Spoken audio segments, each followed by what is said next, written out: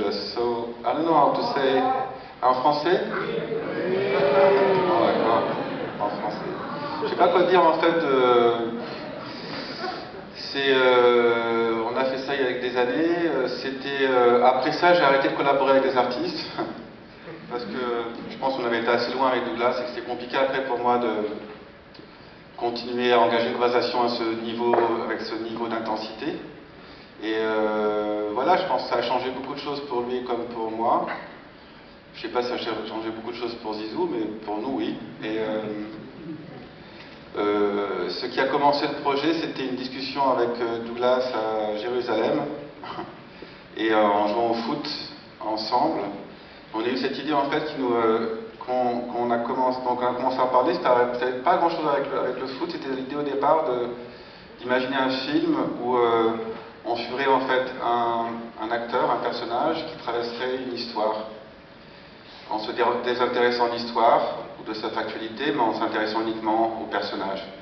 Et en fait, de là est venue après l'idée parce qu'un match de foot ça dure le même temps qu'un film, de le faire sur un joueur de football.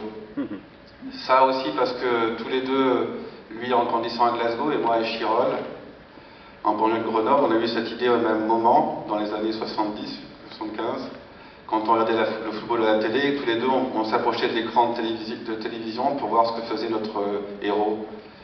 Et on était toujours ennuyé de voir que la caméra coupait pour suivre le ballon. Donc on a j'imagine, fait un rêve de gamin comme ça. Et puis Zizou, parce que c'était pour nous le plus beau joueur, enfin le plus beau physiquement, mais aussi le plus beau à avoir joué. Et voilà. Et comment se sont définies les règles du jeu, puisqu'il y a la règle du jeu, évidemment, une des règles du jeu qui était claire, que c'était 90 minutes, mais après il y a eu les 17 caméras, il y a eu le choix du match, c'est le match Madrid-Villarreal, le 25 avril 2005, tout ceci a été prévu.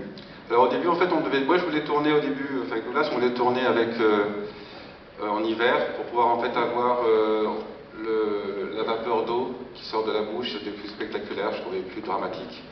Et puis de fil en aiguille pour des problèmes de production, mais aussi pour des problèmes de forme de Zizou, on a repoussé. Finalement, c'est un match qui a été arbitrairement comme ça choisi. Quant aux caméras, en fait, c'était des discussions qu'on a eues avec l'opérateur, avec qui depuis je fais tous mes films, qui s'appelle Darius Ponji, et on a très vite décidé en fait de mettre les caméras à hauteur de ses yeux en fait. La première idée était d'avoir 50 000 caméras, c'est-à-dire de donner une caméra à chaque spectateur. Vraiment qu'on n'a pas fait ça. Et, on est arrivé à 17 caméras. Donc en fait, ça a été un tournage très court, 1h30 de tournage, mais après ça a été 9 mois de montage. Dans une salle avec Hervé Schneid et Douglas. Et où à la fin, il y avait un mec chauve qui se regardait un mec chauve. Et c'était d'essayer de tout doucement, aussi en multipliant les rendez-vous avec Zidane en cours de production. On ne lui montrait pas des images, mais on lui posait des questions sur le son, sur sa perception du son, sur la manière dont il se souvient de sa chorégraphie et de ses mouvements, et de sa pertinence de se souvenir de certaines choses dans sa carrière, quoi. Ils nous ont aidé à quitter un peu ce profil psychologique qu'on voulait voir apparaître dans le film. Le hasard aussi, puisqu'il y a cette chose très étrange qui arrive complètement vers la fin, avec la carte rouge, qui est très prémonitoire par rapport à ce qui est arrivé avec la fameuse carte rouge, un peu plus tard. Mais là, il donne un coup de poing à quelqu'un, et après, il donne un coup de boule. C'est un mec.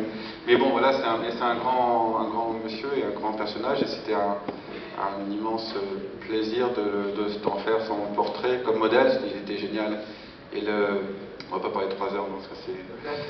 Et après, non, c'est juste que la chose que je voulais vous dire, c'était que quand je lui ai montré le film la première fois, qui n'était pas mixé, il a dit en fait une phrase qui était troppo vero, c'est ça?